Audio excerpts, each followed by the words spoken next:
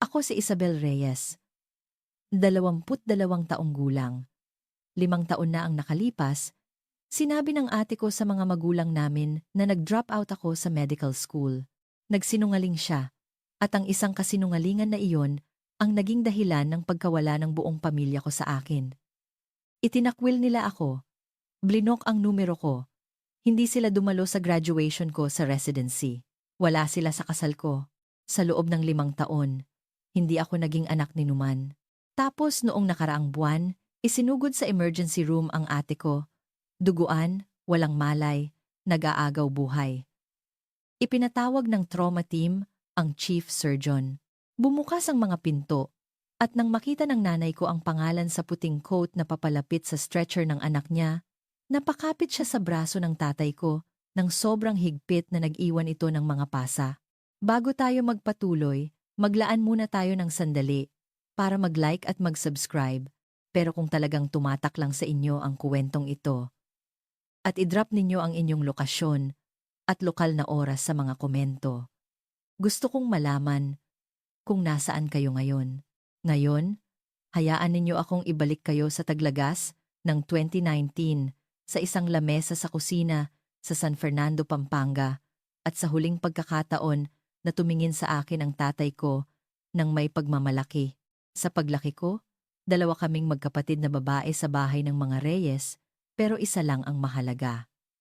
Mula pa noong isinilang, palagi na siyang bida, mga dula sa eskwela, student council, ang babaeng kayang makipag-usap sa sinumang matanda, sa anumang handaan, at patawanin sila.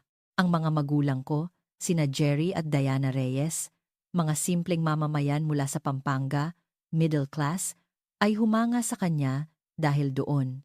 Si tatay ay manager sa isang pabrika sa Clark. Si nanay naman ay part-time bookkeeper. 2 bagay ang pinahahalagahan nila, higit sa lahat. Ang itsura sa mata ng ibang tao at ang pagsunod.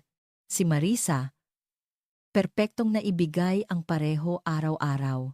Ako naman ang tahimik, ang laging nakatutok sa biology textbook tuwing Noche Buena habang si Marisa ang sentro ng atensyon sa hapagkainan. Hindi ako rebelde. Hindi ako pasaway. Simpleng hindi lang ako nakikita. May pagkakaiba sa pagitan ng kinalimutan at hindi kailanman nakita sa simula pa lang. Heto ang isang maliit na halimbawa. 8th grade, nakapasok ako sa Regional Science Fair. Ako lang ang nag-iisang bata mula sa aming paaralan. Sa parehong weekend, may pagtatanghal si Marisa sa isang community theater. Hulaan ninyo kung saan pumunta ang mga magulang ko. Pag-uwi ko na may dalang second place ribbon, sinulyapan lang ito ni tatay at sinabing, "Magaling yan, Isay." Hindi niya tinanong kung tungkol saan ang proyekto ko. Hindi niya kailanman ginawa. Sinabi ko sa sarili ko na hindi ito masakit. Sinabi ko sa sarili ko na hindi ko kailangan ng atensyon. Ibinuhos ko ang lahat sa aking mga grado, sa aking mga klase sa Science High, sa aking mga aplikasyon. Naisip ko, kung hindi ako pwedeng maging anak na napapansin nila, magiging anak ako na hindi nila pwedeng balewalain. At sa isang maikli, maningning na sandali, ako nga iyon. Ang araw na natanggap ako sa University of the Philippines College of Medicine sa Manila, daan-daang kilometro mula sa Pampanga, may nagbago. Sa unang pagkakataon sa buhay ko, tumingin sa akin ang tatay ko, talagang tumingin. At sinabi ang 5 salitang hinintay kong marinig sa loob ng 18 taon. Pero mamaya na iyon. Una, kailangan ninyong maintindihan kung ano ang ginawa ni Marisa nang mapagtanto niyang lumilipat na ang spotlight. Dumating ang acceptance letter noong isang Martes ng Abril. Naaalala ko dahil bumisita si Marisa para sa weekend. Siya ay 22, nagtatrabaho bilang marketing associate sa isang kumpanya sa BGC. Maayos na trabaho, maayos na buhay. Ang maayos ang hangganan ni Marisa, bagamat hindi niya ito aaminin. Binasa ni tatay ang sulat sa lamesa sa kusina. Tumaas ang mga kilay niya. UP College of Medicine, sabi niya ng marahan, na parang nilalasap ang mga salita. Totoong medical school yan. Pagkatapos ay tumingin siya sa akin. Baka may marating ka pa pala, Isay. Hindi iyon isang papuri. Hindi talaga. Pero, iyon na ang pinakamalapit sa isang papuri na natanggap ko mula sa kanya. At pinanghawakan ko iyon na parang hangin. Tinawagan ni nanay si Tita Ruth noong gabing iyon. Tinawagan niya ang kapatid niya. Tinawagan niya ang 2 kapitbahay. Nakapasok si Isabel sa med school. Makapaniwala ba kayo? May tono sa boses niya na hindi ko pa narinig kailanman. Pagmamalaki. Tunay. Walang halong pagmamalaki na nakadirekta sa akin. Sa hapunan, sumulyap ako sa kabilang panig ng lamesa kay Marisa. Nakangiti siya. Pero iyong ngiting hindi umaabot sa mata. Iba ang ginagawa ng mga mata niya, nagkalkula, sumusukat, nag-aayos muli. Alam ko na yun ngayon. Noon, inakala ko lang na pagod siya sa biyahe. Noong linggong iyon, nagsimulang tumawag sa akin si Marisa ng mas madalas, 2, 3 beses sa isang linggo. Kumusta ang pag-iimpake? Sino ang roommate mo? Kumusta ang Manila? Tinanong niya ang tungkol sa schedule ko. Mga kaklase ko, mga propesor ko, naaalala niya ang bawat pangalang binanggit ko. Akala ko, sa wakas, ay nakikita na ako ng ate ko. Akala ko siguro ang pagpasok ko sa med school ay nagbukas ng isang bagay sa pagitan namin. Respeto, koneksyon, kung ano man ang mayroon ang mga normal na magkapatid. Binibigyan ko pala siya ng bala. Bawat detalye, bawat pangalan, bawat kahinaan, at ibinigay ko lahat iyon ng may ngiti ng pasasalamat. 3 taon ng medical school. Doon, nagsimulang magkabiyak ang lahat. Ang roommate ko, ang best friend ko, ay isang babaeng nagngangalang Selena Marcelo. Lumaki siya sa isang ampunan, walang pamilyang matatawag, at siya ang nag-iisang dahilan kung bakit ako nakaligtas sa unang taon. Nang tumawag ako sa bahay, isang beses sa gitna ng isang napakahirap na linggo ng anatomy exam, at sinabi ni nanay, "Hindi ako pwedeng makipag-usap, Isay. May pinagdadaanan si Marisa sa trabaho." Si Selena ang umupo sa sahig ng apartment namin kasama ko at sinabing sila ang nawalan. "Ngayon, tumayo ka. May mga cadaver tayong kailangang kabisaduhin." Na-diagnose si Selena na may stage 4 pancreatic cancer noong Agosto ng 3 taon ko. Walang pamilya, walang support system. Ako lang. Pumunta ako sa opisina ng dekano kinabukasan. Ipinaliwanag ang sitwasyon. Inaprubahan niya ang isang formal na leave of absence, isang semestre, caregiver status, naisampa ang mga papeles, nakareserba ang pwesto ko. Babalik ako sa Enero. Lahat ay dokumentado. Lahat ay lehitimo. Lumipat ako sa bakanteng kwarto sa apartment ni Selena, nagmaneho sa kanya papunta sa kemo. Hinawakan ang kamay niya sa oncology ward ng 3:00 ng umaga kapag sobrang sakit na hindi na siya makahinga. Tinawagan ko si Marisa para sabihin sa kanya. Hindi ko alam kung bakit. Siguro, naniniwala pa rin ako na siya ang kapatid na ipinapakita niyang nagpapanggap siya. Sinabi ko sa kanya ang tungkol kay Selena. Sa leave, sa plano kong bumalik sa Tagsibol, ang boses ni Marisa ay parang pulot. "Ay, naku Isay. I'm so sorry. Take all the time you need. Hindi ako magsasabi kahit isang salita kina nanay at tatay. Alam kong mag-aalala lang sila." 3 araw pagkatapos, tinawagan niya ang aming mga magulang. Hindi ko alam ang eksaktong mga salitang ginamit niya noong gabing iyon. Hindi ko malalaman ang buong saklaw ng kanyang kasinungalingan hanggang makalipas ang 5 taon nang malutas ito sa isang lugar na hindi namin inaasahan. Pero ang pinsala ay agaran. Dumating ang tawag ng 11:00 ng gabi. Nakaupo ako sa isang plastik na upuan sa tabi ng kama ni Selena sa ospital.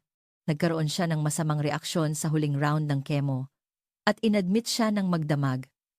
Umilaw ang telepono ko. Si tatay. Sinabi na sa amin ng ate mo ang lahat. Ang boses niya ay patag.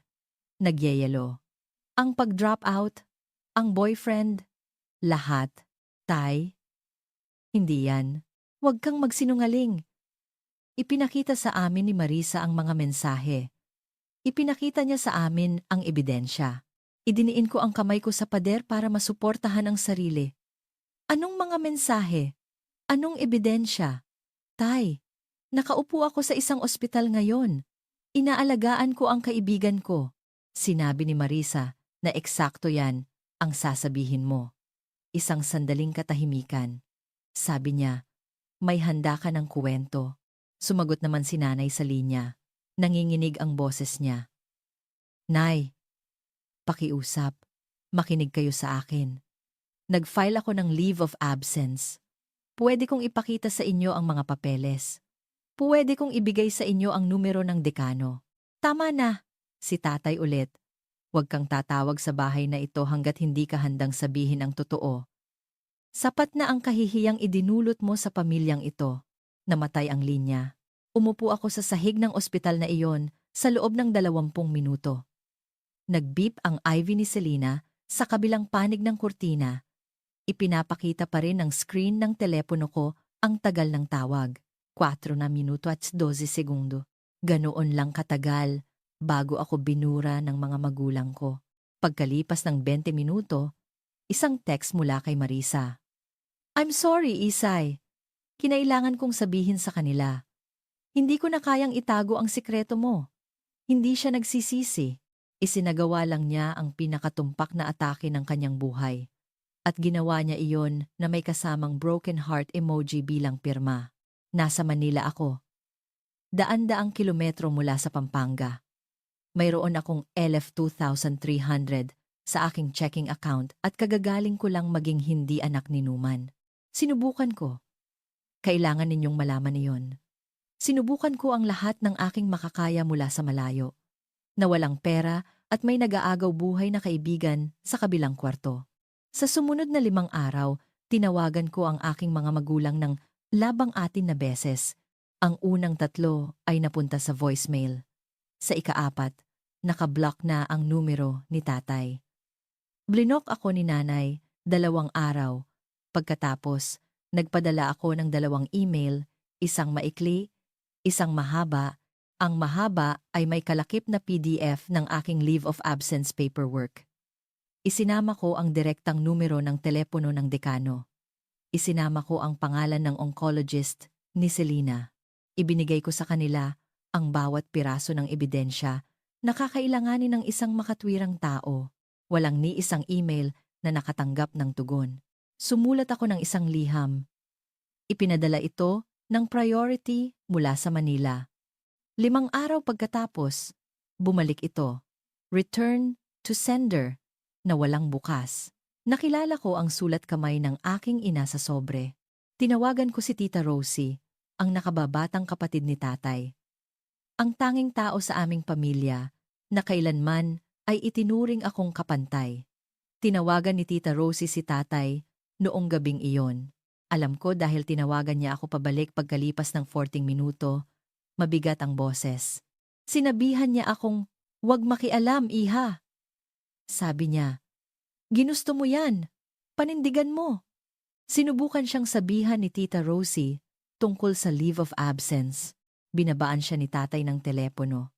5 araw, 14 na tawag, 2 email, isang liham, isang tagapamagitan, lahat ng iyon. Bawat pagtatangka ay tinanggihan, na-block, o ibinalik. At ito ang nagpatibay sa lahat. Hindi ito bago. Ito ang pattern ng buong buhay ko na isiniksik sa pinakamalupit nitong anyo. Bawat science fair na hindi nila pinuntahan, bawat recital na kinalimutan nila, bawat beses na ang bersyon ng mga pangyayari ni Marisa ay tinanggap ng walang tanong, habang ang sa akin ay binaliwala. Ito na lang ang huli, pinakamalakas na pag-uulit. Sa ika-6 na araw, tumigil ako sa pagtawag. Hindi dahil sumuko ako, kundi dahil napagtanto kong matagal na silang pumili. Binigyan lang sila ni Marisa ng pahintulot na itigil ang pagpapanggap.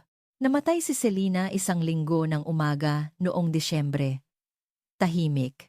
Tanging ang pag-beep ng monitor na naging patag at ang maputlang liwanag ng taglamig sa bintana ng hospice. Ako lang ang nasa kwarto. Walang tumawag mula sa pamilya ko. Walang nakakaalam.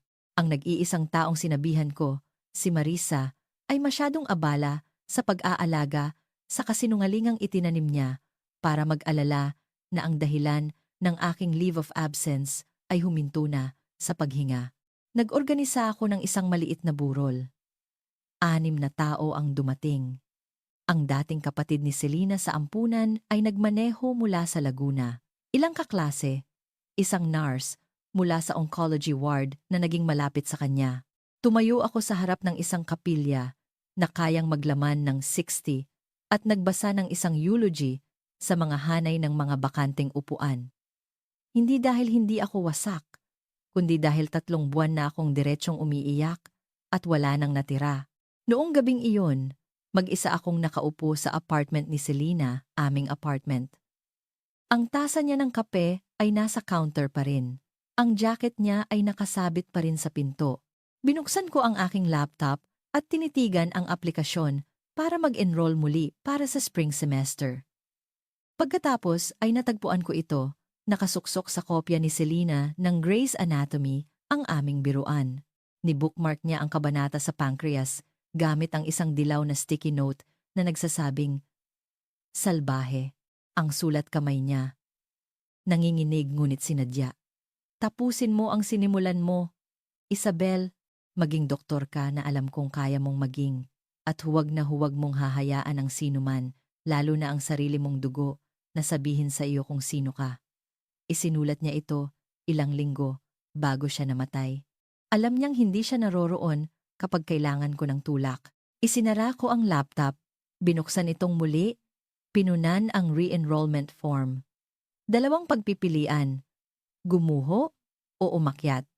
Pinili kong umakyat, hindi para sa aking mga magulang, hindi para sa paghihiganti, para kay Selena, at para sa bersyon ng sarili ko na pinaniniwalaan niya.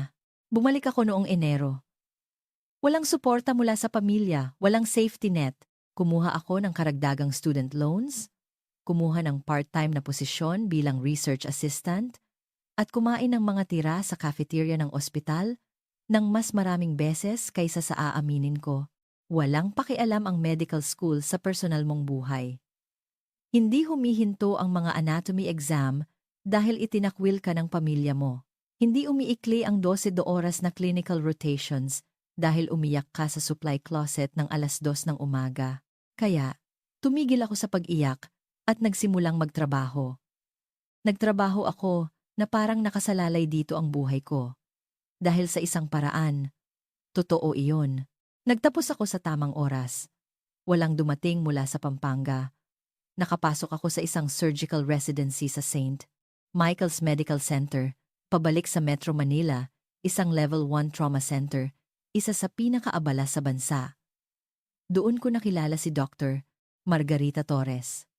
Si Maggie, 58 taong gulang, Chief of Surgery Emeritus, na parang bakal na binalutan ng lab coat. Siya ang naging mentor na desperado kong kailangan at ang figura ng isang ina na nawala sa akin. 3 taon ng residency, nakilala ko si Nico Santos. Isa siyang human rights attorney na gumagawa ng pro bono work sa isang community clinic malapit sa ospital. Mahinahong mga mata, tuyong katatawanan. Ang unang taong sinabihan ko ng buong kwento na hindi natinag, hindi naawa sa akin, hindi sinubukang ayusin ito. Nakinig lang siya. Tapos sinabi niya, "You deserve better." 3 salita. Sapat na iyon. Nagpakasal kami isang Sabado ng hapon sa hardin ni Maggie. Tatong bisita. Ang ama ni Nico ang naghatid sa akin sa altar. Nagpadala ako ng imbitasyon sa Pampanga. Bumalik ito tulad ng liham ko. Hindi binuksan. Nandoon si Tita Rosie. Umiyak siya ng sapat para sa 2 magulang. Pagkatapos ng seremonya, inabutan ako ni Maggie ng isang selyadong sobre. "Isang nominasyon," sabi niya. "Huwag mo munang buksan. Hindi ka pa handa." Itinago ko ito sa drawer ng aking mesa nang hindi nagtatanong. Lumipas ang 5 taon. Naging isang tao ako. na hindi nila makikilala. Ngayon, kailangan kong huminto dito sandali. Kung naranasan ninyo na ang isang sitwasyon kung saan tumanggi ang inyong pamilya, napakinggan ang panig ninyo, kung saan hindi mahalaga ang katotohanan dahil mas malakas ang kasinungalingan ng iba, mag-drop ng fire emoji sa mga komento. At kung sa tingin ninyo ay pagsisisihan ito ng mga magulang ko, i-type ang karma. Magpatuloy tayo dahil ang susunod na nangyari? Kahit ako, hindi ko nakita. Enero. Kasalukuyang araw. Ako ay 32 taong gulang. Ako ang Chief of Trauma Surgery sa St. Michael's Medical Center. May bahay ako sa isang subdivision na may porch na maganda ang sikat ng araw sa umaga. Isang asawa na nagpapatawa sa akin araw-araw. At isang golden retriever na nagngangalang Hippocrates, Hippo, for short, na hindi ako kailanman hinusgahan sa pagkain ng cereal sa hating gabi. Maganda ang buhay. Isang tunay na buhay na binuo ladrilyo sa ladrilyo gamit ang sarili kong mga kamay. Pero may isang partikular na uri ng kirot na hindi ganap na nawawala. Nakatira ito sa guwang na espasyo sa pagitan ng iyong mga tadyang kung saan dapat naroon ang isang pamilya. Hindi na ako gumigising na umiiyak. Hindi ko na tinitingnan ang telepono ko na umaasang may area code ng Pampanga. Pero tuwing Noche Buena, may isang sandali, isang iglap lang na naghahanda ako ng mesa at binibilang ang mga plato at nararamdaman ang kawalan na parang isang phantom limb. Tumatawag pa rin si Tita Rosie tuwing linggo. Siya ang sinulid ko pabalik sa mundong iyon. Hindi ako nagtatanong tungkol sa kanila, pero palagi akong nakikinig kapag nagkukusa siyang magbigay ng impormasyon. Malusog sina nanay at tatay. Nag-divorce si Marisa, 2 taon na ang nakalipas. Nagbebenta siya ngayon ng mga medical device. Ang kabalintunaan ay hindi nawala sa akin. Noong nakaraang linggo, tumawag si Tita Rosie na may ibang tono sa kanyang boses. Maingat, Isabel, may kailangan akong sabihin sa iyo tungkol kay Marisa. Isang bagay na nakakabahala. Bago pa siya makatapos, tumunog ang pager ko sa ospital. Trauma activation. Sinabi ko kay Tita Rosie na tatawagan ko siya pabalik. Hindi na ako nagkaroon ng pagkakataon. Dahil kung anuman ang sinusubukang sabihin sa akin ni Tita Rosie, ay papunta na. Humahagibis sa NLEX sa bilis na 100 kilometro bawat oras sa isang sedan na malapit ng mag-red light. At sa loob ng isang oras, ang bagay na ibinabala sa akin ni Tita Rosie ay nakahiga na sa aking operating table, nauubusan ng dugo, kasama ang aking mga magulang sa waiting room, at ang aking pangalan sa chart. Hindi ko palang alam. Sandali, babalikan ko. Dahil ang ginawa ni Marisa ay hindi isang kasinungalingan lang. Ito ay isang kampanya. Binibigyan ako ni Tita Rosie ng mga piraso. Sa paglipas ng mga taon, nag-aalangan, maingat, na parang nagdi-diffuse siya ng bomba, isang wire sa isang pagkakataon. At ang larawang ipininta niya ay mas malala pa sa aking naisip. Sa loob ng 5 taon, pinanatili ni Marisa ang salaysay. Sa bawat Noche Buena, bawat Pasko, bawat pagtitipon ng pamilya, ginampanan niya ang papel ng nagdadalamhating nakatatandang kapatid. Hindi na talaga namin pinag-uusapan si Isabel. Sasabihin niya sa mga pinsan. Masyadong masakit para kina nanay at tatay. Iiling siya. Hihinaan ang boses. Hahayaan ang katahimikan na gawin ang trabaho. Pero hindi siya tumigil sa katahimikan. Nagdagdag siya ng mga detalye. Sinabi niya sa aming lola na ako ay palaboy. Sinabi niya sa asawa ni Tito Pete na narinig niya mula sa mga kaibigan namin na ako ay pasok-labas sa rehab. Sinabi niya sa aming ina noong bisperas ng Pasko 2 taon na ang nakalipas na sinubukan niyang makipag-ugnayan sa akin at tinanggihan ko na ako ang pumutol sa kanila. Binaliktad niya ang buong kuwento. Sabi niya noong Pasko. Minsan sinabi sa akin ni Tita Rosie, ang boses ay puno ng galit. Pinipilit kong umuwi si Isabel. Ayaw niya man lang sagutin ang mga tawag ko. Sa tingin ko galit siya sa atin. Samantala, Nasa loob ako ng operating room, 3 palapag sa ilalim ng lupa, nagliligtas sa buhay ng isang teenager. Ang galing nito.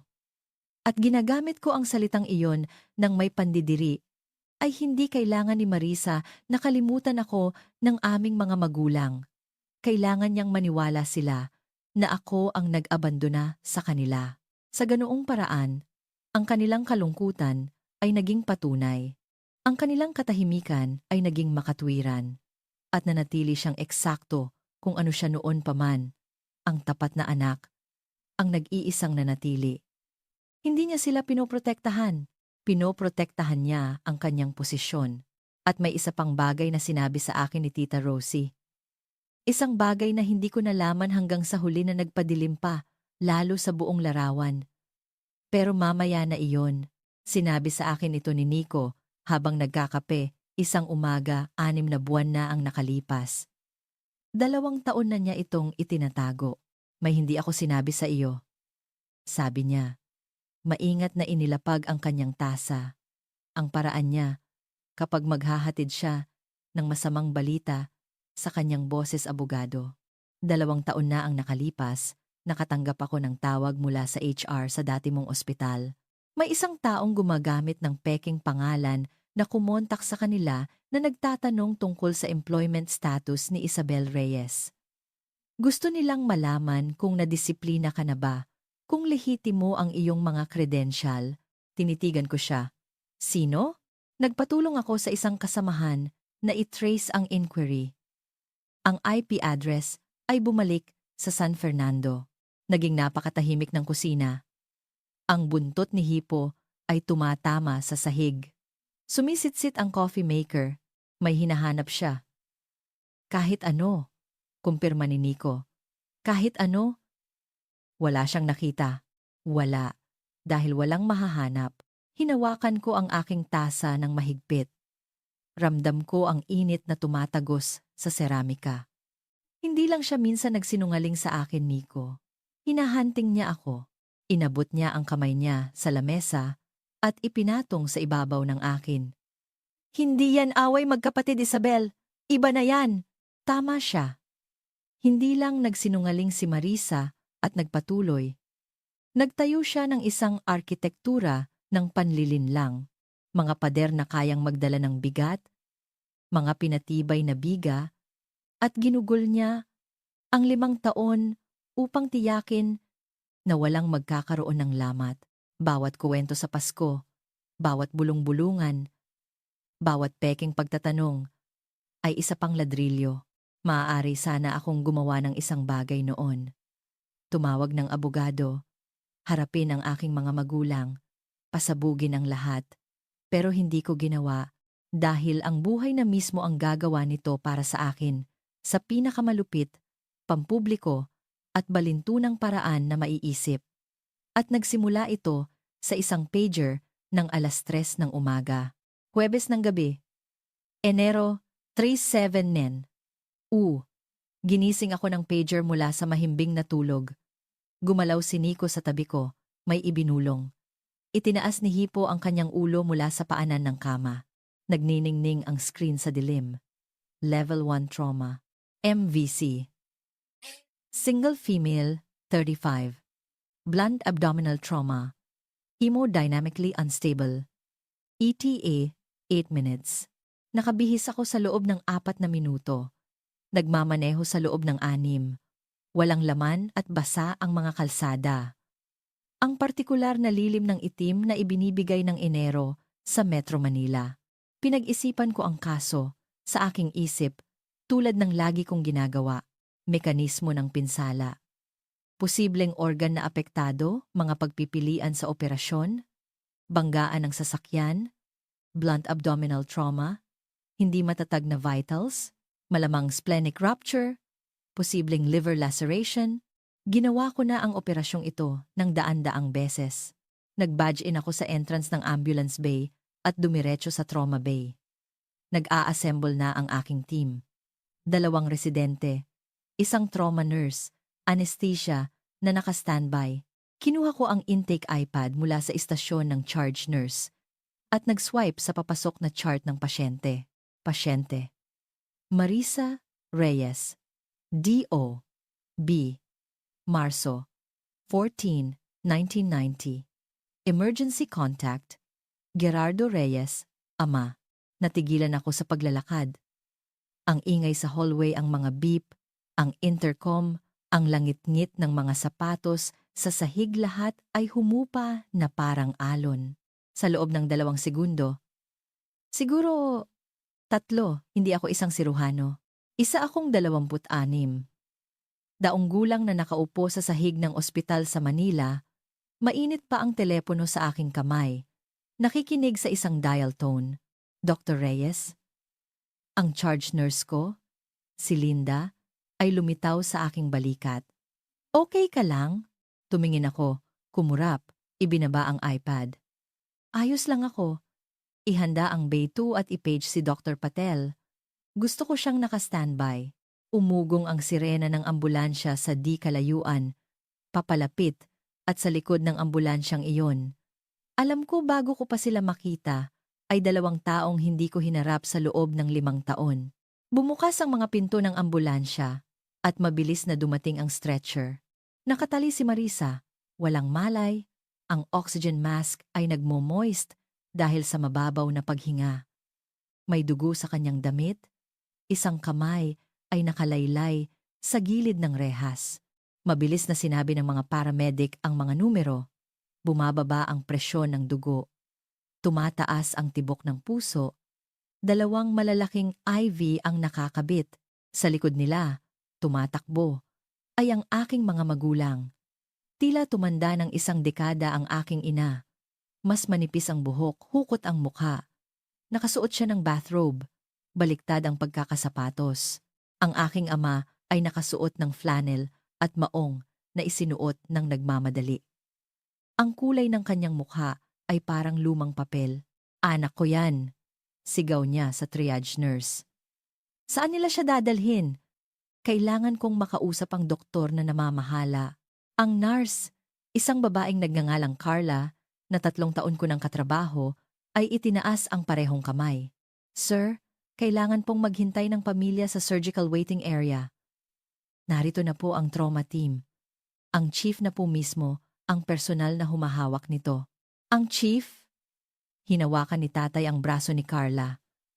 Pakausap mo ako sa chief na yon. Sumulyap si Carla sa salaming partisyon patungo sa trauma bay. Tumingin siya sa akin. Naka-gown, naka-gloves. Ang aking badge ay nakasabit sa aking scrub top.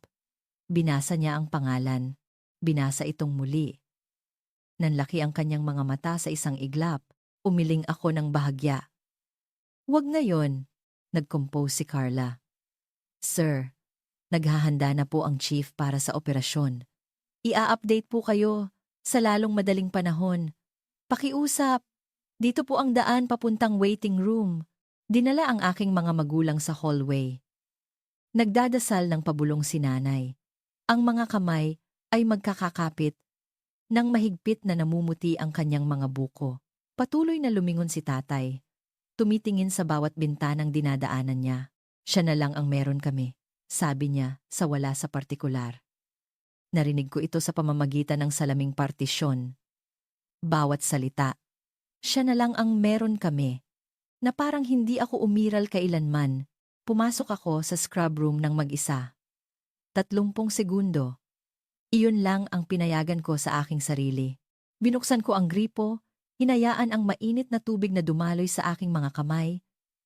Tiningnan ang sarili sa salamin na hindi kinakalawang, na asero sa itaas ng lababo, baluktot, pilipit, tulad ng pakiramdam ko ngayon. Nakasuot ng scrub cap, nakikita ang badge, ang mukha ng isang babaeng tinanggal sa pamamagitan ng operasyon mula sa kanyang sariling puno ng pamilya. Ngayon ay hinihiling na iligtas sa pamamagitan ng operasyon ang babaeng humawak sa lagari. Isang bahagi sa akin ang gustong lumabas. Tawagan si Patel, hayaan ang iba na magdala nito. Hayaan ang aking mga magulang na utangin ang buhay ng kanilang anak sa isang estranghero, hindi sa akin. Iyon ay magiging mas malinis, mas simple, pero may isang babae sa mesang iyon na may ruptured spleen at tila grade 3 liver laceration. Mas mabilis siyang nawawalan ng dugo kaysa sa kaya naming palitan. Mamamatay siya sa susunod na 30 hanggang 40 minuto kung hindi ooperahan ng pinakamahusay na siruhano sa gusaling ito. At ang pinakamahusay na siruhano sa gusaling ito ay ako. Direkta kong ipinage si Patel. May conflict of interest ako. Ang pasyente ay isang miyembro ng pamilya. Ipinapaalam ko ito ngayon at idodokumento sa chart. Kung sa anumang punto ay makompromiso ang aking paghuhusga, ikaw ang mamumuno. Walang tanong-tanong. Ang boses ni Patel ay matatag. Naiintindihan, Chief. Sinabi ko kay Linda na itala ang disclosure sa nursing record. Lahat ay ayon sa libro, lahat ay nasa papel. Pagkatapos ay nagsuot ako ng bagong guwantes, pumasok sa mga pinto ng O.R. at tumingin sa mesa. Ang mukha ng aking kapatid, may pasa pa. Ang oxygen mask ay nagmo-moist at lumilinaw. Mas maliit siya kaysa sa naaalala ko. Mas payat, may mga linya ng pag-aalala sa paligid ng kanyang mga mata na wala doon 5 taon na ang nakalipas. Sa loob ng 3 segundo, hindi siya ang babaeng sumira sa aking buhay. Isa siyang katawan sa aking mesa. At iyon mismo ang kailangan kong maging siya. Magsimula na tayo. Scalpel, 3 oras at 40 minuto. Ganoon katagal bago muling buuin ang sinira ng manibela at ng pulang ilaw. Ruptured spleen. Tinanggal namin ito, grade 3 liver laceration. Inayos namin ito gamit ang mga tumpak na tahi. Bawat patong ay maingat na ginawa, panloob na pagdurugo mula sa 2 magkahiwalay na mesenteric vessels, na clamp, na cauterize, na control. Suction. Clamp. Lap pad. Retract.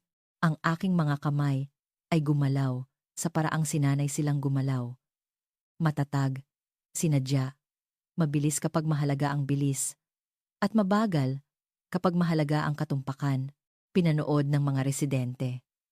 Palagi silang nanonood sa mga kaso ko at ramdam ko ang kanilang pagtuon ng pansin nang maging komplikado ang pag-aayos sa atay.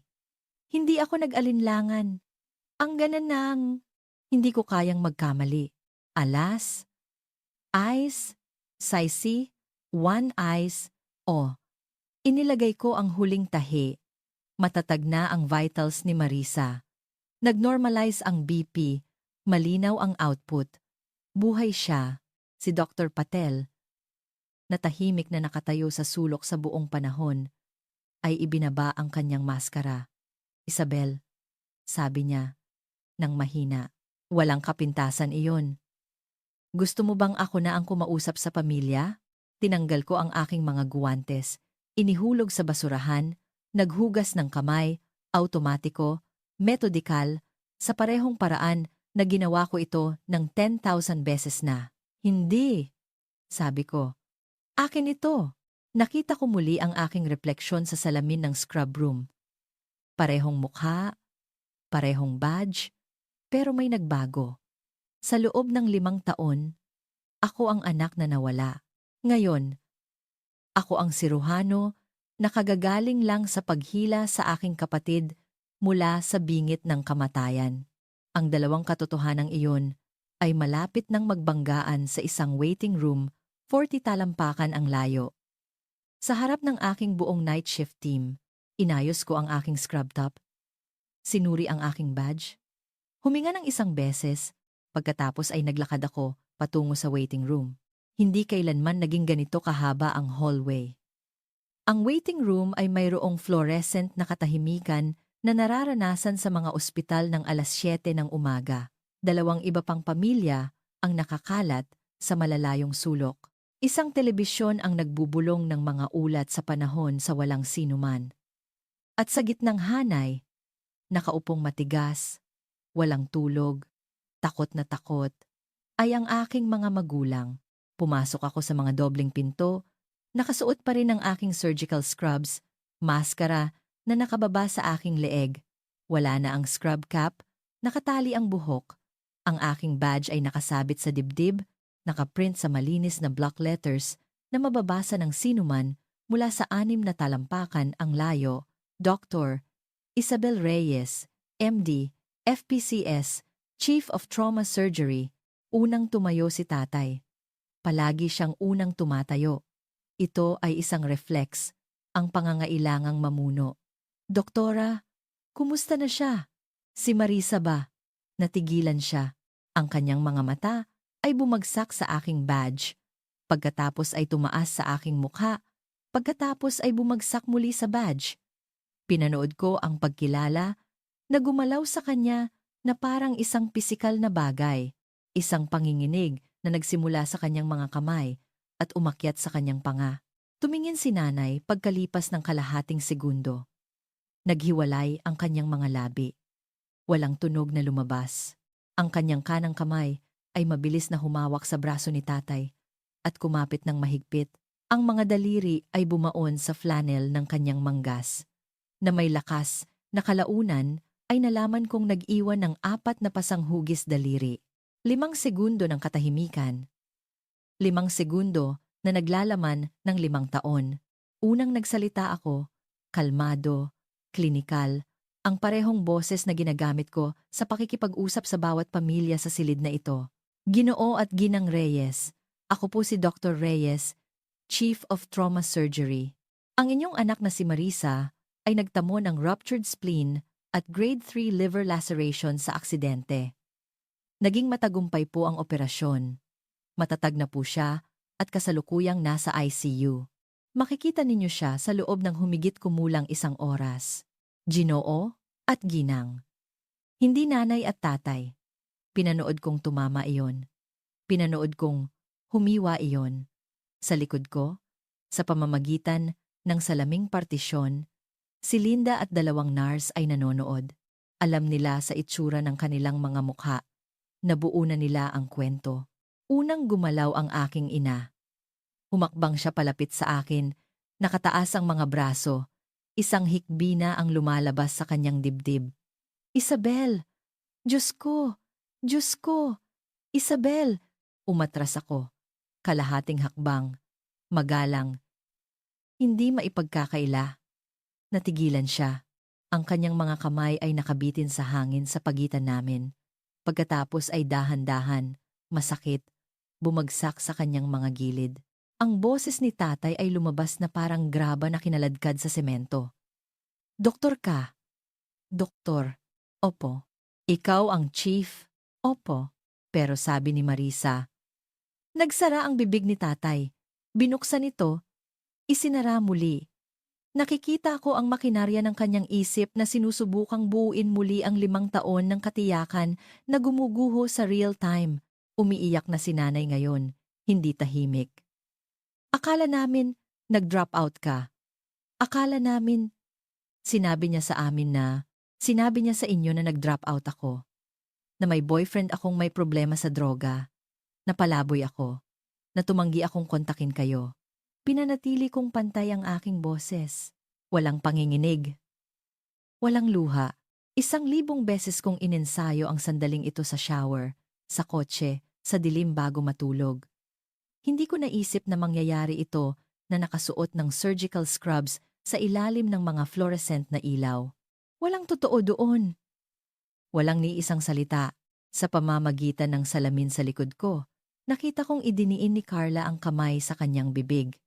Isang residente, si Dr. Kimura, 2 taon, ay tumingin sa malayo, naninikip ang panga. Ibinaba ni Linda ang kanyang clipboard at tumitig. Sinubukang ibahin ni tatay ang usapan. Lumang ugali. Hindi ito ang oras o lugar para dito, Isabel. Nasa ICU ang kapatid mo. Alam ko. Kagagaling ko lang sa 3 oras at offer 2 minuto para siguraduhing mabubuhay siya. Kaya oo, tay. Alam ko kung nasaan siya. Wala siyang masabi. Sa unang pagkakataon sa buhay ko, ang aking ama, isang lalaking hindi kailanman nawala ng masasabi, ay walang-wala. Ang katahimikan ang gumagawa ng trabahong hindi ko kailanman magagawa. 5 taon ng mga nakablock na tawag, ibinalik na mga sulat, Binaliwalang mga email. Wala sa mga iyon ang nakagawa ng kahit kaunting epekto.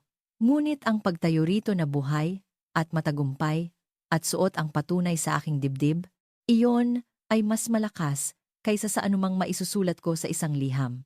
Hinawakan ni nanay ang likod ng isang upuan para masuportahan ang sarili. Ang mga sulat, bulong niya. Sabi mo nagpadala ka ng mga sulat, 2 email na may kalakip na papeles ng aking leave of absence. Isang sulat kamay na liham na ipinadala ng priority. Ibinalik ninyo ito nang hindi binubuksan. Nakilala ko ang sulat kamay mo sa sobre. Ikinuyom niya ang kanyang kamao sa kanyang bibig. Nakatitig si tatay sa sahig. Tumawag ako ng 14 na beses sa loob ng 5 araw. Pinakiusapan ko si Tita Rosie na kausapin kayo. Sinabihan mo siyang huwag makialam. Hindi ako nanunumbat. Nagsasalaysay ako. Ito ay mga katotohanan. At ang mga katotohanan ay hindi nangangailangan ng lakas ng boses. Pagkatapos ay lumitaw si Linda sa pinto. Hindi niya alam ang buong kwento. Hindi pa. Ngunit mayroon siyang gawain sa ospital. Dr. Reyes, pasensya na sa abala. Nakita ng board chair ang overnight trauma log. Pinapasabi niya. Ang Physician of the Year Selection Committee ay nagpapadala ng kanilang pagbati sa naging resulta ng operasyon ngayong gabi. Sinabi ito ni Linda na parang isang regular na bagay. Wala siyang ideya na nagpasabog siya ng pangalawang bomba. Tumingin sa akin si nanay, namamagang mga mata, wala ng maskara, nakasuot pa rin ng bathrobe. Physician of the Year? Isang internal recognition lang po iyon. Wala po iyon. Tumingin ako kay Linda. Salamat. Kailangan kong suriin ang mga post-op vitals. Excuse me. Naglakad ako patungo sa ICU corridor. May sukat na mga hakbang. Tuwid ang likod. Hindi ako lumingon. Ngunit narinig ko ang boses ng aking ina. Sa likod ko maliit at wasak. Jerry? Anong nagawa natin? At narinig ko ang isang bagay na hindi ko pa naririnig kailanman. Ang aking ama na walang sinasabi. Dahil ang katahimikan, sa unang pagkakataon, ang tanging matapat na bagay na natitira sa kanya. 4 na oras pagkatapos, ICU, Room 6. Monitor na tumutunog sa ritmo, liwanag ng umaga na pumapasok sa mga blinds. Pumasok ako para sa karaniwang post-op assessment, vitals, drainage output, wound check, routine. Maliban na lang sa walang routine dito, bukas ang mga mata ni Marisa. Malabo, hindi nakapokus dahil sa anesthesia, ngunit bukas. Kumurap siya sa kisame, kumurap sa IV pole. Pagkatapos, ay lumipat ang kanyang tingin sa akin. Dumuling siya. Binasa ang aking badge. Binasa itong muli. Ang kulay ay nawala sa kanyang mukha sa paraang nakita ko na dati. Ngunit sa mga pasyente lamang nakagagaling lang sabihan na masama ang kanilang prognosis. Isabel! Ang kanyang boses ay parang papel de liha. Magandang umaga, Marisa. Ako ang iyong attending surgeon. Nagtamo ka ng ruptured spleen at grade 3 liver laceration mula sa aksidente. Naging maayos ang operasyon. Gagaling ka ng lubusan. Doktor ka! Hindi isang tanong. Isang pagtutuos. Ako ang chief ng departamentong ito. 2 taon na. Pinanood kong mangyari ito. Ang parehong spectrum na pinagdaanan ni tatay. Ngunit mas mabagal dahil pinoproseso ito ni Marisa sa pamamagitan ng morphine drip at sa tingin ko ay sa unti-unting pagkatakot. Pagkalito muna, pagkatapos ay hindi paniniwala, pagkatapos ay takot, at pagkatapos, naroon na. Ang ekspresyong nakita ko sa buong buhay ko, ang mabilis na kislap sa likod ng mga mata, pagkalkula, kahit ngayon, nakahiga sa kama ng ospital na may mga tahiko na humahawak sa kanyang atay. Sinusubukan ni Marisa na alamin kung paano ito paikutin. Isabel, makinig ka. Kaya kong ipaliwanag. Hindi mo kailangang ipaliwanag ang kahit ano sa akin. Itinuro ko ang salaming pinto, kung saan 2 figura ang nakatayo sa hallway na nanonood. Wasak ang mga mukha, pulang mga mata. Kailangan mong ipaliwanag sa kanila. In-update ko ang kanyang chart, sinuri ang drain, umalis ng walang ibang salita. Hindi ako nanatili para marinig ang susunod na nangyari, ngunit narinig ito ng buong palapag ng ICU. Ang kwarto ni Marisa ay hindi soundproof, at ganoon din ang katotohanan. Okay, kailangan kong huminto dito sandali. Ano sa tingin ninyo ang sinabi ni Marisa sa aking mga magulang nang pumasok sila sa ICU room na iyon? Option A. Sa wakas ay sinabi niya ang totoo. Option B. Pinanindigan niya ang kasinungalingan. Option C. Gumanap siyang biktima muli. I-drop ang inyong sagot sa mga komento at kung hindi pa kayo nakasubscribe, ngayon na ang panahon dahil sa susunod na bahagi ng kwento, doon guguho ang lahat. Nalaman ko ang nangyari mula kay Linda, na narinig ito mula sa ICU nurse, na narinig ito sa pamamagitan ng salamin. Kung hula ninyo ay option C, tama kayo. Kilala ninyo ang ate ko. Sa sandaling pumasok ang aking mga magulang, nagsimulang umiyak si Marisa.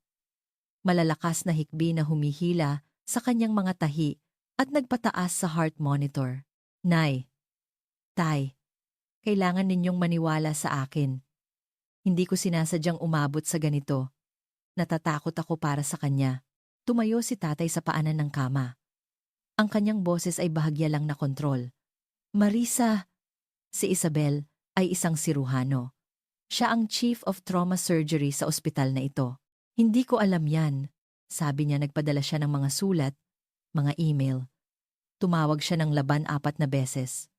Pinakiusapan niya si Rosie na mamagitan. Ang boses ni nanay ay patag, guwang. Totoo ba iyon?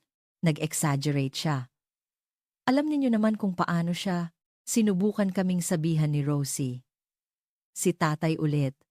At sa pagkakataong ito, ay nabasag ang kanyang boses. Hindi dahil sa kalungkutan, kundi dahil sa pagguho ng istruktura ng lahat ng pinaniwalaan niya sa loob ng 5 taon. 2 taon na ang nakalipas. Tumawag si Rosie at sinabing si Isabel ay nasa residency, isang siruhano. Sinabi mo sa amin na nagsisinungaling si Rosie, na gusto lang niyang gumawa ng gulo. Hindi alam ni Rosie ang buong kwento. Ano ang buong kwento, Marisa? Si nanay, sumisigaw sa isang ICU. Ang nurse sa istasyon sa labas ay natigilan. 2 kwarto ang layo. Isang bisita ng pasyente ang tumingala mula sa kanilang telepono. At si Marisa, na corner, may mga IV sa parehong braso, mga tahiko sa kanyang tiyan, ay ginawa ang lagi niyang ginagawa. Mula sa depensa, lumipat siya sa opensa. Sige, doktor siya, mabuti para sa kanya. Pero inabandona niya ang pamilyang ito. Hindi siya tumawag. Dahil blinok namin ang numero niya, Marisa. Ang kamay ni tatay ay nasa rehas ng kama. Namumuti ang mga buko. Dahil sinabi mo sa amin na gawin namin. Tumunog ang heart monitor. Tumulo ang IV. At si Marisa, marahil sa unang pagkakataon sa kanyang hustong gulang na buhay, ay walang script. Pumasok si Tita Rosie sa ICU ng 1:45 ng umagang iyon. Tinawagan ko siya mula sa scrub room pagkatapos ng operasyon, hindi para ipatawag siya bilang sandata, kundi dahil pamangkin din niya si Marisa at karapatan ni Tita Rosie na malaman. Ngunit dumating si Tita Rosie na handa. Ang 5 taon ng katahimikan ay magagawa iyon sa isang babaeng may filing system at mahabang memorya. Hindi siya umupo, hindi yumakap kaninuman. Tumayo siya sa gitna ng silid na iyon at sinabing, 5 taon kong hinintay na magkaroon ng pag-uusap na ito at hindi ako maghihintay ng 1 pang minuto. Inilabas niya ang kanyang telepono. Binuksan ang isang folder na may label na nalaman ko, kalaunan, ebidensya ni Isabel. Sa loob, mga screenshot ng bawat email na ipinadala ko sa aking mga magulang sa mga desperadong araw na iyon. Ang PDF ng aking leave of absence mula sa UP, nilagdaan ng dekano, may selyo ng registrar. Ang aking kumpirmasyon ng re-enrollment, isang larawan ng aking graduation sa residency, ako na nakatoga hawak ang diploma. Si Tita Rosie sa tabi ko, ang tanging miyembro ng pamilya sa larawan. Inabot niya ang telepono. Kinuha ito ni nanay na may nanginginig na mga kamay. At heto, sabi ni Tita Rosie, nag-swipe sa isang text thread. Ito ay mula kay Marisa. Ipinadala sa akin 4 na taon na ang nakalipas. Binasa niya ito ng malakas. Huwag mong sabihin kina nanay at tatay ang tungkol sa residency ni Isabel. Malilito lang sila. Sa wakas ay payapa na sila. Natahimik ang silid. Nakatitig si Marisa sa kisame. Nakakuyom ang kanyang panga, ngunit nawala na ang pagkalkula sa kanyang mga mata. Ang pumalit dito ay isang bagay na hindi ko pa nakita doon dati. Ang itsura ng isang taong naubusan na ng mga silid na pagtataguan. Sinabihan mo akong manahimik para sa kapakanan ng pamilya, sabi ni Tita Rosie. Nakatingin diretso kay Marisa, ngunit ang pamilyang ito ay hindi nagkaroon ng kapayapaan. Nagkaroon ito ng 5 taong blackout. Humarap si Tita Rosie sa aking mga magulang.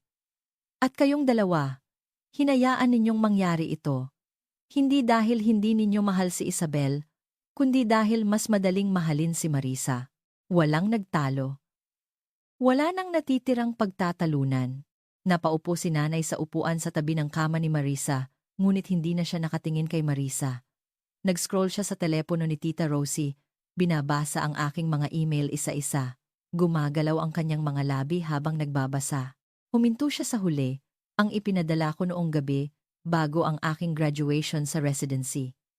Alam ko kung ano ang nakasulat dito. 100 beses ko na itong binasa sa aking sariling sent folder. Nay, hindi ko alam kung mababasa mo ito. Nagtapos ako sa residency ngayon. Sana narito kayo. Anak ninyo pa rin ako. Hindi ako tumigil na maging anak ninyo. Napayuko si nanay sa upuan, hindi umiiyak. Higit pa doon. Ito ang tunog ng isang taong nakakatagpo ng buong bigat ng isang pagkakamali na hindi na nila kailanman mababawi. Nakatayo si tatay sa bintana, nakatalikod sa silid, nanginginig ang kanyang mga balikat. Sinabi sa akin ni Tita Rosie kalaunan na iyon ang unang pagkakataon na nakita niyang umiyak ang kanyang kuya sa loob ng 62 taon. Hindi minsan, hindi sa libing ng kanilang ina, hindi nang halos malugi ang kanyang negosyo, hindi kailanman. Umiyak siya ngayon, tahimik na nakaharap sa parking lot habang tumutunog ang monitor sa likod niya. Nakahiga si Marisa sa kama. Tumigil na siya sa pagsasalita. Tumulo ang IV. Ang kanyang mga mata ay nakapako sa isang punto sa kisame. Wala nang kailangang i-perform. Walang manonood na maniniwala sa kanya. Ang persona na isinuot niya sa loob ng 25 taon ay nakakalat na sa sahig at walang halaga ng alindog o luha o matalinong pagbabago ng kwento ang makapagbabalik nito. Hindi kayo nakapunta sa kasal niya, Jerry. Ang ama ni Nico ang naghatid sa kanya sa altar. Naiintindihan mo ba? Kung ano ang ibig sabihin niyan? Hindi lumingon si tatay mula sa bintana, ngunit nagsalita siya. 4 na salita, mahina, basag sa gitna. Anong nagawa natin? Hindi isang tanong. Hindi siya nagtatanong. Naghahatol siya. At ang malaman ang katotohanan, at ang malaman kung ano ang gagawin dito, ay 2 magkaibang bagay. Bumalik ako noong hapong iyon. Pagtatapos ng aking shift, 22 oras, mula nang gisingin ako ng pager, pero sino ang nagbibilang? Nandoon pa rin ang aking mga magulang. Siyempre nandoon sila. Saan pa sila pupunta? Pabalik sa bahay kung saan ginugol nila ang 5 taon na nagpapanggap na mayroon lang silang isang anak. Tumayo si nanay sa sandaling pumasok ako. Ang kanyang mukha ay namamaga. Halos sarado na ang mga mata sa kaiiyak. Isabel! Anak! I'm so sorry! Itinaas ko ang aking kamay. Marahan, ngunit matatag. Naririnig ko po kayo, at naniniwala akong nagsisisi kayo. Ngunit ang sorry ay isang salita. Ito ay isang panimula, hindi isang katapusan. Ang kailangan ko ay oras. Humarap si tatay mula sa bintana. Tila tumanda siya ng 5 taon mula kaninang umaga. Gusto naming itama ito. Kung gayon, Kailangan ninyong maintindihan ang isang bagay. Pinanatili kong pantay ang aking boses. Hindi ito galit. Ito ay kalinawan.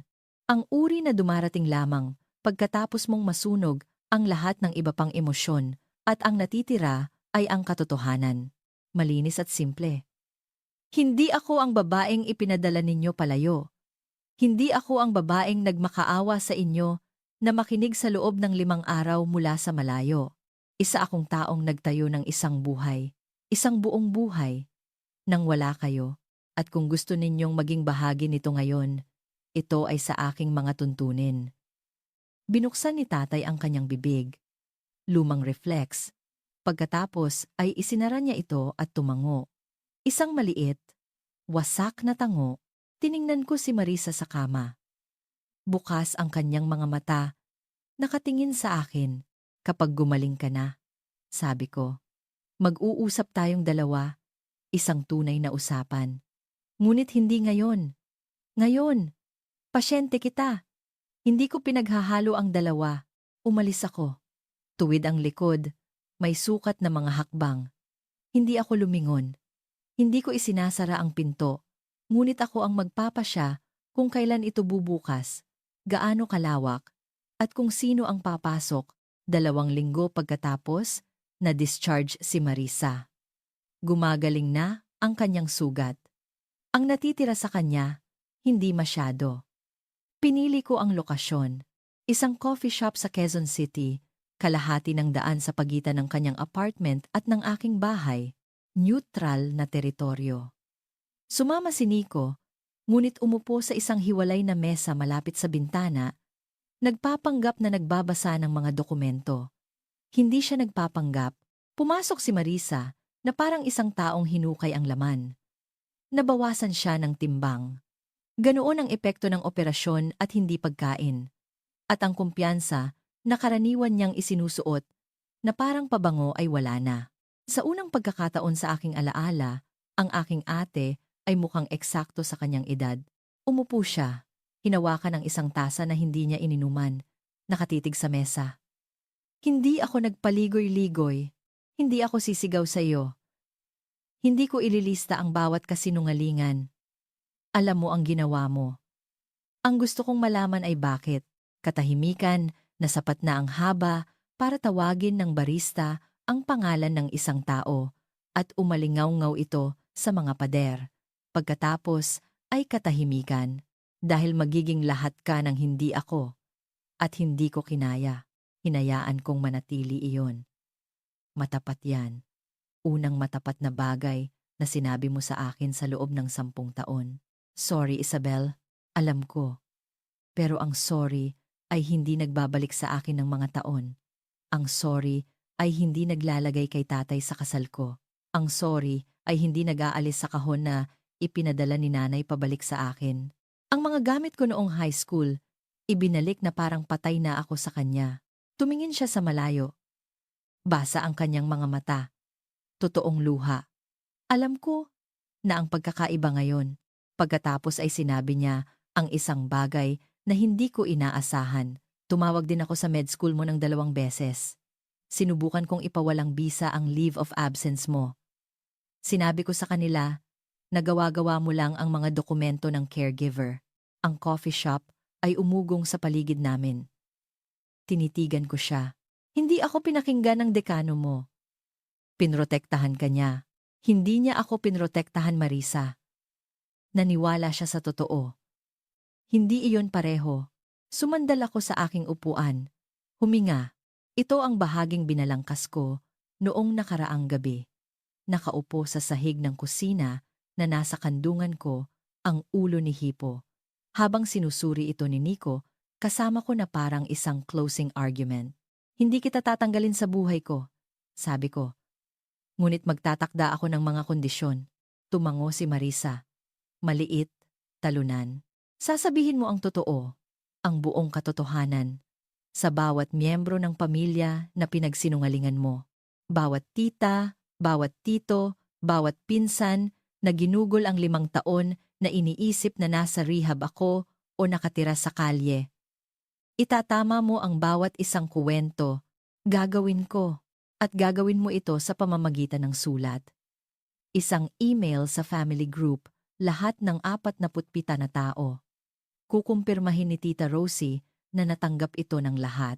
Isa pang tango, nakipagkita ako sa aking mga magulang nang hiwalay sa sumunod na linggo. Si Nico ang nagmaneho. Umupo kami sa kanilang lamesa sa kusina, ang parehong lamesa kung saan binasa ni tatay ang aking acceptance letter. Maraming taon na. Ang nakalipas, ang parehong lamesa kung saan ngumiti si Marisa, gamit lang ang kanyang bibig. Bukas ako sa muling pagbuo, sabi ko. Ngunit kailangan ninyong pumunta sa family counseling. Kayong dalawa. Hindi para sa akin, para sa inyong sarili. Kailangan ninyong maintindihan kung bakit naniwala kayo sa isang kasinungalingan tungkol sa inyong sariling anak at hindi man lang kinuha ang telepono para suriin. Nanikip ang panga ni tatay. Hindi namin ginagawa yan sa pamilyang ito. Iyan mismo ang dahilan kung bakit tayo narito, tay. Inilagay ni nanay ang kanyang kamay sa braso niya nang marahan. Jerry, pakiusap. Tumingin siya sa kanya. Tumingin sa akin. May nabasag sa likod ng kanyang mga mata. Hindi bukas, hindi pa. Ngunit may lamat. Sige, tumayo ako para umalis. Isa pang bagay. Ang ama ni Nico ang naghatid sa akin sa altar. Nangyari iyon. Hindi natin mababawi. Ngunit kung gusto ninyong makilala ang inyong mga magiging apo, magsimula kayo ngayon. Hindi sa malalaking kilos, sa pagiging pare-pareho. Ang mga paumanhin ay nag-expire. Ang mga hangganan ay hindi. Iyan ang pagkakaiba sa pagitan ng sentimiento at istruktura. Isang buwan pagkatapos, ang Physician of the Year Gala. 200 katao sa ballroom ng Makati Shangri-La Hotel, mga siruhano, mga pinuno ng departamento, mga administrador ng ospital, mga donor, mga miyembro ng board, mga kristal na baso na nagkakatunugan, mga name tag sa mga lanyard, isang string quartet na tumutugtog ng isang bagay na klasikal na walang nakikinig. Nagsuot ako ng isang simpleng itim na damit.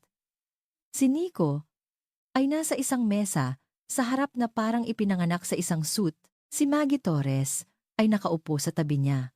Nakakrus ang mga braso, ang pinakamaliit na ngiti sa kanyang mukha. Ang isa na inilalaan niya para sa mga sandaling matagal na niyang inihahanda. Lumapit ang MC sa podium. Ang Physician of the Year ngayong taon, isang siruhano na ang kahusayan sa klinika, kahinahunan sa ilalim ng presyon at dedikasyon sa kanyang mga pasyente ay nagtakda ng isang bagong pamantayan para sa institusyong ito. Isabel Reyes, Chief of Trauma Surgery, palakpakan. Standing ovation mula sa surgical staff na nakakita sa aking trabaho. Naglakad ako, papunta sa entablado. Mainit ang spotlight, matatag ang podium sa ilalim ng aking mga kamay. Ginawa kong maikli. 5 taon na ang nakalipas, muntik na akong sumuko. Hindi dahil hindi ko kayang gawin ang trabaho, kundi dahil nawala sa akin ang mga taong akala ko kailangan ko para magpatuloy. Ang natutunan ko ay ang mga taong kailangan mo ay hindi palaging ang mga kadugo mo. Minsan, sila ang mga pumipili sa iyo. Tumingin ako kay Maggie, kay Nico, sa aking team sa ikatlong hanay. Pagkatapos ay tumingin ako sa likod ng ballroom, huling hanay. 2 upuan na tahimik na inayos ni Tita Rosie, ang aking mga magulang. Si nanay na nakasuot ng isang navy dress na malamang binili niya noong linggong iyon. Si tatay na nakasuot ng kurbata na halatang ayaw niya. Parehong nakaupo na nasa kandungan ang kanilang mga kamay.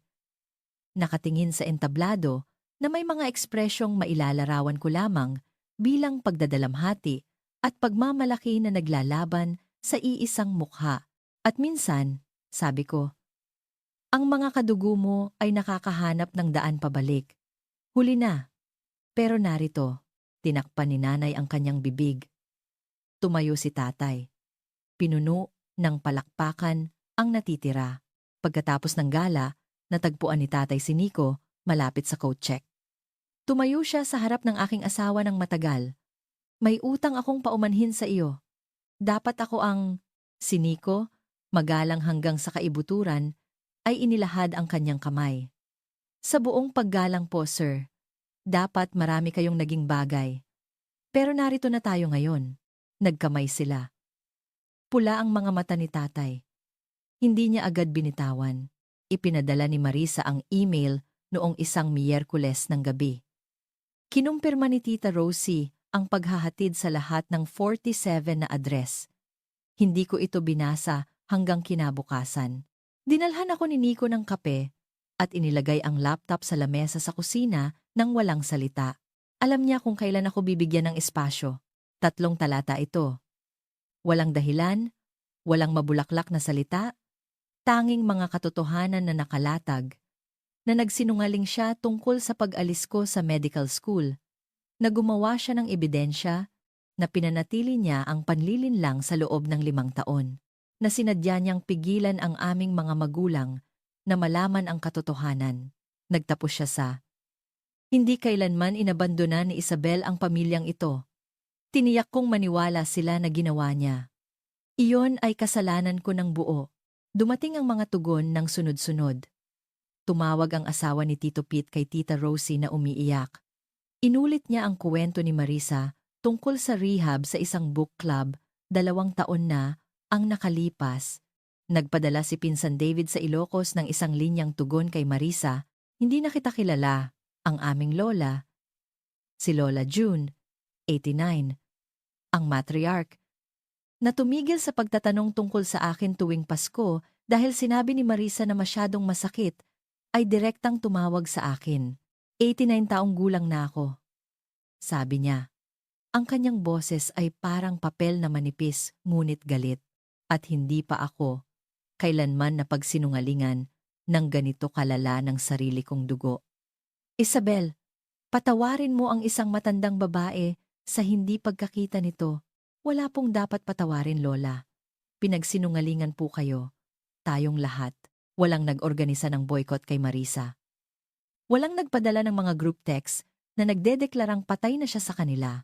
Ngunit ang tiwalang naipon niya, ang salaping ginagastos niya sa loob ng 35 taon, ay wala na.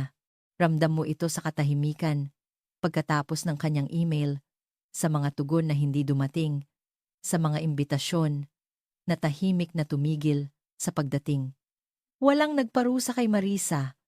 Tumigil lang silang maniwala sa kanya, at para sa isang taong binuo ang kanyang buong pagkakakilanlan sa pagiging pinaniniwalaan, iyon ay sapat ng parusa. Nagsimula ang aking mga magulang sa counseling noong Pebrero. Isang therapist sa Quezon City na nagngangalang Dr. Rina. Kalmado, direkta. Ang uri ng babae na hindi kahahayaang iwasan ng isang tanong. Agad itong nagustuhan ni nanay. Dala-dala niya ang bigat ng kanyang pagiging pasibo na parang bato sa bulsa ng kanyang damit. At sa unang pagkakataon, na pinangalanan ito ni Dr. Rina, enabling through silence. Napahagulgol si nanay sa opisina at hindi tumigil sa pag-iyak sa loob ng 40 minuto. Iyon ang sinabi sa akin ni Tita Rosie. Wala ako doon. Hindi ko sesyon iyon para saksihan. Nahirapan si tatay. Pumunta siya, umupo sa upuan, sumagot ng mga tanong sa pinakamaikling posibleng paraan. Sinabi sa kanya ni Dr. Rina, ayon kay Tita Rosie, na ang kanyang pangangailangang laging tama, ang kanyang pagtanggi na muling bisitahin ang isang desisyon kapag nagawa na ito, ang naging pader na sumuporta sa buong kalamidad na ito. Ibinigay ni Marisa ang kasinungalingan, ngunit ang pride ni tatay ang nagpatibay nito. Hindi siya nakipagtalo sa kanya. Iyon marahil ang unang senyales ng pagbabago. 3 linggo sa counseling, nagpadala sa akin si nanay ng isang sulat-sulat kamay. Ang kabalintunaan ay hindi nawala sa aming dalawa.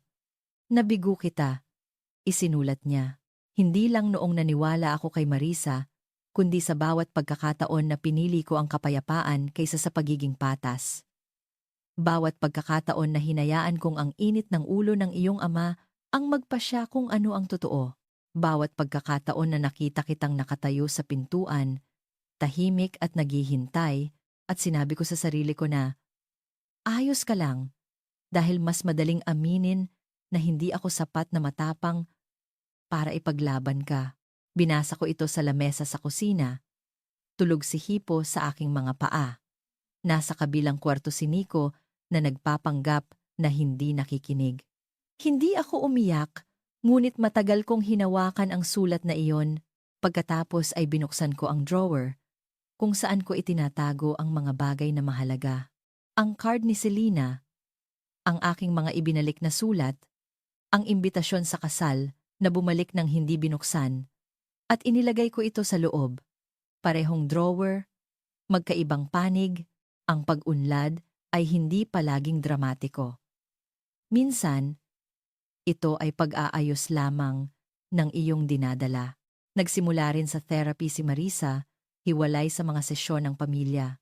Alam ko ito dahil sinabi sa akin ni Tita Rosie, at dahil binanggit ito ni Marisa ng maikli, awkward, sa pangalawang pagkakataon na nagkita kami para magkape. 3 beses na kaming nagkaroon ng mga pagpupulong na ito. Bawat isa ay maikli, bawat isa ay formal, bawat isa ay bahagyang mas matapat kaysa sa huli. Sa unang pagkakataon, nakatitig siya sa kanyang mga kamay at walang sinabing kapaki-pakinabang. Sa pangalawang pagkakataon, sinabi niya sa akin ang tungkol sa therapy. Sa ikatlong pagkakataon, may sinabi siyang talagang tumama. Hindi ko inaasahan na patatawarin mo ako. Hindi ko nga alam kung karapat-dapat ako. Pero gusto kong malaman mo na sinusubukan kong hindi na maging ganoong tao. Humigop ako ng aking kape. Ibinaba ito. Kung gayon, ipakita mo sa akin. Mura lang ang mga salita sa pamilyang ito. Palagi namang ganoon. Ipakita mo sa akin sa paglipas ng panahon. Tumango siya. Hindi namilit. Hindi umarte. Bago iyon. Naniniwala ba ako sa kanya? Sa totoo lang, hindi ko alam. Ginugol ko ang isang buong buhay sa pagbabasa ng mga pag-arte ni Marisa at hindi pa rin ako sigurado kung saan nagtatapos ang kanyang pag-arte at nagsisimula ang kanyang tunay na sarili. Baka hindi rin siya sigurado. Baka iyon ang para sa therapy. Ngunit, naniniwala ako sa posibilidad ng pagbabago. Iyon lang ang maiaalok ko. Sa ngayon, dala niya ang aking surgical scar sa kanyang katawan.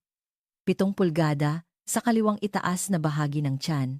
Kumukupas mula pula patungong puti sa darating na taon. Sa tuwing magbibihis siya, sa tuwing makikita niya ang kanyang refleksyon, makikita niya ang markang iniwan ng kapatid na sinubukan niyang burahin, ang kapatid na, ng pinakamahalaga, ay humawak ng scalpel ng may matatag na mga kamay at pinili ang panunumpa kaysa sa galit. Dala ko ang kanyang pinsala sa aking memorya. 5 taon ng katahimikan na nakasuksok sa isang lugar sa pagitan ng aking mga tadyang. Patas kami. Sa pinakakakaiba, pinakamasakit na paraan na maaaring maging patas ang dalawang magkapatid. At marahil, sa sapat na panahon, sapat na tunay, hindi kaakit-akit, pare-parehong panahon, mahahanap namin ang aming daan patungo sa isang bagay na hindi patas, isang bagay na mas mabuti, isang bagay na bago. Nakaupo ako sa aking opisina sa St. Michael's. Gabi na. Tahimik ang hallway sa labas. Ang partikular na katahimikan na mayroon ang mga ospital. Pagkatapos umalis ng mga huling bisita at bago magsimula ang enerhiya ng night shift. Nasa pinto ang aking nameplate. Nasa pader ang aking mga diploma. Hindi dahil kailangan kong makita ang mga ito, kundi dahil kailangan ng mga residente. Si Nico, si Maggie, si Tita Rosie, 30 bisita, isang hardin sa liwanag ng Oktubre. Walang mga magulang sa larawan, ngunit sa bookshelf sa tabi nito, isang bagong larawan na kinunan 3 linggo na ang nakalipas. Sina nanay at tatay na nakatayo sa aking porch, nakasuot ng jacket, medyo nawawala. Nasa bulsa ang mga kamay ni tatay. Nasa kalagitnaan ng ngiti si nanay. Masyadong nagsisikap ngunit nagsisikap. Kung pinapanood ninyo ito, at nakikita ninyo ang inyong sarili sa aking kuwento, ikaw man ang pinatahimik o ang nagpatahimik, may gusto akong sabihin sa inyo, ang katotohanan ay hindi nag-expire. Hindi mahalaga kung aabutin ito ng 5 araw o 5 taon. Ang katotohanan ay may pasensyosong paraan ng pagpapakita ng eksakto kung kailan ito pinakakailangan. Hindi ako naghiganti sa aking kapatid. Hindi ko kailangan ng paghihiganti. Naging isang tao ako na hindi nangangailangan nito. At iyon pala ang pinakamatinding tugon sa lahat. Hindi isang pakana, hindi isang plano. Isang buhay lamang na ganap na nabuhay sa sarili kong mga tuntunin. At kung naghihintay ka para makita ka ng iyong pamilya, talagang makita ka. Tumigil ka sa paghihintay. Makita mo muna ang iyong sarili. Buuin ang buhay na nararapat sa iyo kasama ang mga taong nagpapakita. At kapag sa wakas ay lumingon ang iba, hayaan silang makahanap ng isang pinto na ikaw ang kumokontrol. Ikaw ang magpapasya kung kailan ito bubukas. Ikaw ang magpapasya kung gaano kalawak. Ikaw ang magpapasya kung sino ang papasok. Hindi iyon paghihiganti. Arkitektura iyon. Linggo ng umaga, unang linggo ng Pebrero. Bahagyang umuulan ng niyebe sa labas ng bintana ng kusina. Ang uri na hindi dumidikit, ngunit ginagawang parang dahan-dahang pinatatawad ang lahat. Gumagawa ako ng French toast. Si Nico ay nagigiling ng butil ng kape, kumakanta ng wala sa tono sa isang bagay sa radyo.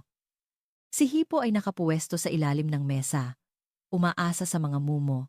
Tumunog ang doorbell. Pinunasan ko ang aking mga kamay sa isang tuwalya at binuksan ang pinto. Sina nanay at tatay na nakatayo sa porch na nakasuot ng kanilang mga winter coat. Hawak ni tatay ang isang bote ng orange juice na parang hindi niya alam kung ano ang gagawin sa kanyang mga kamay. May dala si nanay na isang lata ng homemade cookies, ang kanyang shortbread, ang mga ginagawa niya para sa bawat school event ni Marisa, at wala sa akin. "Hi!" sabi ni nanay. Kinakabahan. Umaasa. "Tuloy kayo," sabi ko. Malapit nang maluto ang kape, pumasok si tatay. Tumingin sa paligid ng kusina na parang kinakatalogo ang lahat. Ang bahay na hindi pa niya napuntahan, ang buhay na halos hindi niya nalaman na umiral. Tumikhim siya. "May maitutulong ba ako?" Tiningnan ko siya. Ang aking ama, 62 taong gulang, nakatayo sa aking kusina sa unang pagkakataon, humihingi ng pahintulot na maging kapaki-pakinabang. "Puwede mong ihanda ang mesa, tay." Tumango siya, pumunta sa cabinet na itinuro ko. Kumuha ng mga plato. Binilang ang mga ito, tumingin sa akin. "4? 4. Inilapag niya ang mga ito isa-isa. Maingat na parang mababasag kung hindi siya magiging marahan. Inabutan siya ni Nico ng kape. Niyakap ako ni nanay sa kalan. Hindi isang dramatikong yakap sa pelikula. Isang tahimik lang, mga braso sa paligid ko, noo sa aking balikat. Walang salita. Nakakapit. Iwinagayway ni Hipo ang kanyang buntot. Umuulan ng niyebe sa labas. Sumisirit ang French toast. Hindi ito perpekto. Hindi ito ang pagkabata na nararapat sa akin o ang pagkakasundo na ipinapangako ng mga pelikula. Ngunit ito ay totoo. At ang totoo ay higit pa sa mayroon ako sa loob ng napakatagal na panahon. Ako si Dr. Isabel Reyes. 32 taong gulang ako at sa wakas, dahan-dahan, maingat, hinahayaan ko ang aking sarili na maging anak muli ng isang tao, 4 na plato, isang simula na ito. Kung tumatak sa inyo ang kuwentong ito, kung napaisip kayo tungkol sa inyong sariling pamilya, sa inyong sariling mga hangganan, o sa isang taong nawala at natagpuan ninyo, mag-iwan kayo ng komento. Sabihin ninyo sa akin, ano ang ginawa ninyo? Bubuksan ninyo ba ang pintong iyon? At kung gusto ninyo ng mas marami pang kuwentong tulad nito, tingnan ang description para sa isa na sa tingin ko ay magugustuhan ninyo rin. Salamat sa inyong pagdalo. Magkita-kita tayo sa susunod.